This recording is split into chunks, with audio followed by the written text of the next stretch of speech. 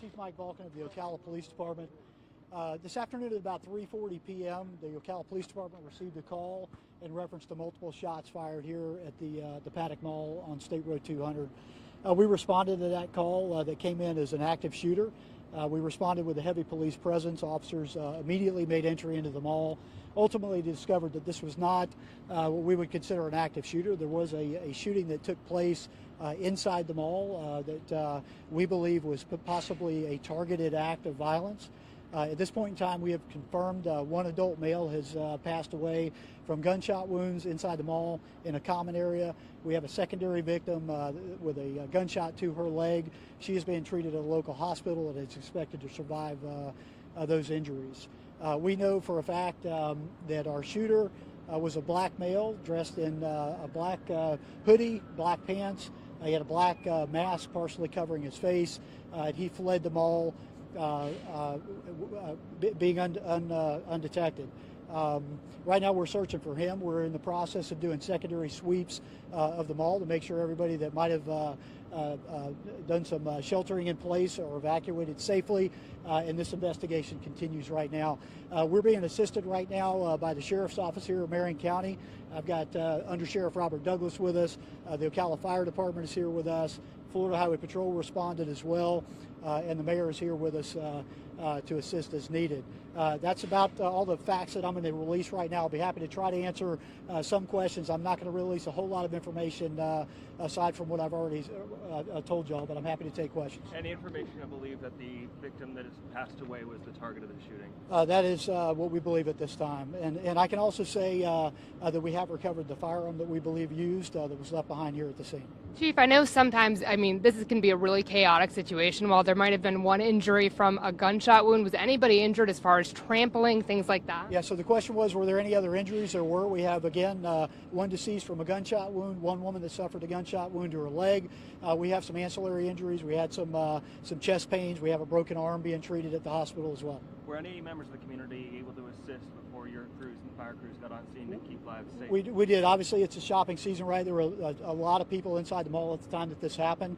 A lot of them tried to render aid where they could and helped out, giving descriptions and things like that to our officers as well, trying to help apprehend this individual. You have a message to the community. This is 2 days before the shopping season. It's the worst thing we can imagine right now at this time of the year. Right now, somebody's suffered a loss in their family. It's a horrible time of year for this to happen ever, but it's especially sad during the holidays. What I will say, our hearts and prayers go out to the folks that had to witness this, to the families of the survivors out there, the young man that lost his life tonight. Some questions I'm not going to really. Thank you. Thank you all. Thank you. All right, so Especially sad during the holidays. What I will say, our hearts and prayers go out to the folks that had to witness this, to the families of the survivors out there, the young man that lost his life tonight. I would ask this in closing. There was a lot of people here shopping at the mall, which means there's a lot of witnesses that could potentially help us bring this case to a successful resolution. Those people are out there right now with that information. Please come forward. Don't be shy. We need you to call us 369-7000, or you can call Crime Stoppers. Give us that information confidentially and help us get this person off the street quickly. You mentioned got away undetected. Do you know how? Ran, drove? Yeah, well, I don't want to go into details about how he fled, but safe to assume that we know for a fact that he fled the mall on foot, and I don't want to say much more about that.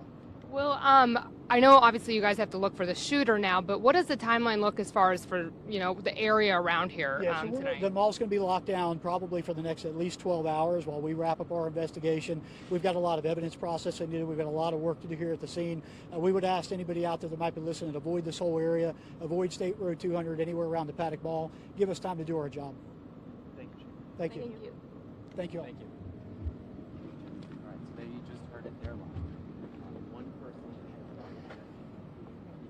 So there you go, everyone. That was out of Ocala, Florida, Paddock Mall. A gunman on the loose. You heard the press conference there. They're looking for an individual with a mask, African-American, wearing black. Why did this happen? How did this happen? This is the Christmas holiday season, folks. Targeted attack. Thank God it wasn't worse than it is. It's still bad. One person lost their life. Another person shot in the leg. Other people suffered medical conditions because of this. But panic And outside the mall, lots of police. It's just terrifying that once again, another mass shooting and someone taking advantage of a situation. This is supposed to be 'tis the season, the spirit.